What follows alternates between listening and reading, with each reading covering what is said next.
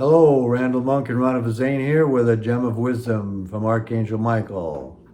Hello, everyone. How are you today? Let's have a little quality time together, okay? This gem of wisdom comes from Rana's book, The Magic and Majesty of Ascending Humanity. Ascension is a process of constantly transcending your current level of limitation, both emotionally and mentally. You must always integrate and experience any new knowledge you accept as your new philosophy of life, thereby gaining the wisdom of the more advanced concepts. I know all of you, everyone out there to some degree. I don't care how rich you are or that spectrum of wealth and situations and so on. Everybody is bearing great burdens now because everything that they've been in the past, everything that they've done, positive and negative, is all trying to find its place. Is it going to be predominant or is it going to be healed and be in the background? We are in the earth and the world is in a personal battlefield, a battlefield that contains all of humanity and what we've done to the earth and to each other countries and so on. And you have a personal battlefield of your own. Are you the director and the master of your battlefield? Or have you given away your power? Is someone else the director? Just as in the past, humanity was like children when back in the ancient teaching in the Bible, guard my flock, lead my, teach, and we were in a herd state. And so, but now you have an opportunity and a command that it is time for you to become the master of your destiny. It is time for you to be the director, not of anybody else. First of all, see yourself in your own hologram. What's it like? Is it chaotic? Is it messy? Is it turbulent? Do you have all these people around you that are mirroring negativity? Michael says you can always tell how you're doing by the people you draw to you. Wherever, no matter how chaotic or how traumatized, don't stop blaming your parents for what's happened to you. It's time for everybody to take responsibility for their own actions. And so this is the golden opportunity, but you must start somewhere. First of all, you must turn inward in the books, like in Scripting Your Destiny. Create your future, create your vision. Do you have any idea what you want to be when you grow up? Do you have any idea what you want to be when you become a self-master? How about spending some time thinking about? You have to envision your dream. You have to see it, feel it, claim it before you can make it happen. Even with the prayers, oh God, help us do this, God help, begging. It's there. The universal laws are all there and they're written out specifically. Here are the steps you take. You've got to start at level 1. I will say this, there's a lot of seminar junkies, a lot of intellectual junkies out there. They read everything and then they go into something else, they want something new, but that's just all it is, it's information. What is your heart's desire? What is your passion? What would you really like to be? Michael said the first thing is to get rid of the things you don't want to be while you're seeking that which you want to be. First of all, we want to be kind and loving.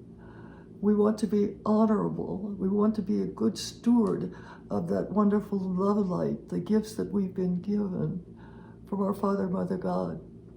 There is a diamond core God cell there waiting to be filled with the new divine blueprint.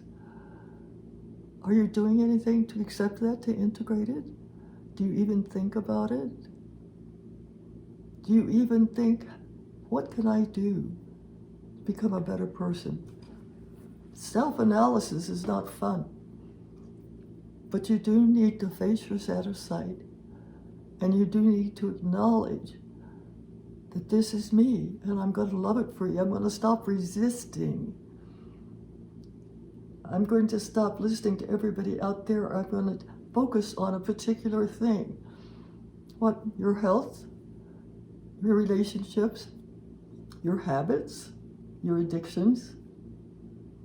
Take them one by one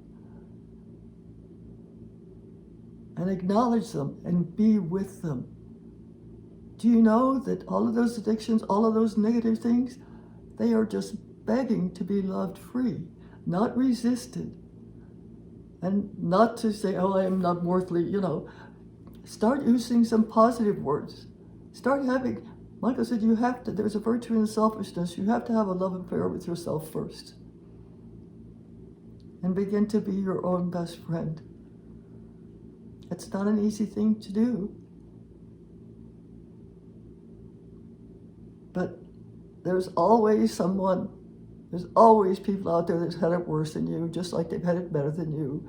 This is your hologram, this is your environment, it's your prison, or it's your vision. It's your balloon, your hologram of light and beauty and magic that's going to take you and expand and take you to the most awesome lifetimes and beautiful future. It can happen, and it has to happen one day at a time. Can you decide now to spend just a few minutes alone time with your own self? I said it took me 80 years to become the boss of me. It took me a long time because I was always acquiescing. I was always trying to make everybody else happy. I didn't like confrontation, didn't like arguments, and so on. And even there comes a time where, yes, I began to take control of it. I did change, and people wondered why I changed, and some of them didn't like it. But I gradually became to balance where I know that I take the loving energy myself first. We can't give away what we don't have. And then I share it, but I also set boundaries. And we are moving past a lot of people now. And if you're doing it lovingly with non-judgment and blessing them and seeing the good in them, then it's all appropriate. But we all are going forward. We're on this planet Earth. And it is evolving quickly, and we're stewards of it. And don't you want to do your share? Wouldn't you love to be one of those that can help to transform the earth and be a transducer and a transformer for that wonderful energy that will help our beloved Gaia, our beloved Mother Earth, do that? As well as send that out to other people. You don't have to be like we are. You don't have to be some grand person that's going to save the world. Save yourself. And then share that beauty of what you integrated, that beauty of the unique essence that is you with those around you. It will begin to spread in concentric circles. It'll begin to go out and it'll spread. It'll go down into the earth and begin to go in the labyrinths. And it will also spread out from you, and your auric field will change, and you'll begin to radiate.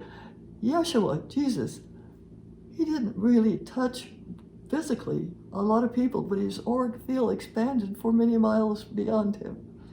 And each person that his auric field touched was blessed. And the people around you, are you a blessing or are you a lesson?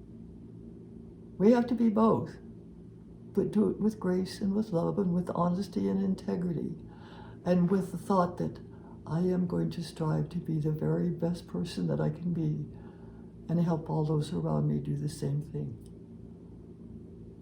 Find your truth and live it to the best of your ability, and give other people the same right.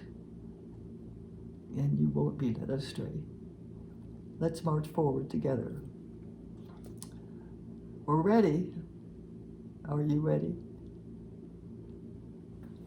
Thank you, Rana. I want to read this first sentence again. Ascension is a process of constantly transcending your current level of limitation, both emotionally and mentally. And also we do that by experiencing, by getting the wisdom from our interactions with other people and the events in our life, our current situation, whether it's challenging or a blessing, or because they're all a lesson for us. Whether it's a blessing or a lesson, they're all a lesson. They're either confirming something we're doing correctly, or they're bringing to our attention something we may want to work on. And it's important to integrate the wisdom from those situations. That's all for this one. Much love and many blessings from our hearts to yours. Bye for now. Expand your vision, think big, and we're right there with you. Love you. Have a wonderful, wonderful week, month, whatever. And we'll see you when we see you. Bye-bye. Bye for now.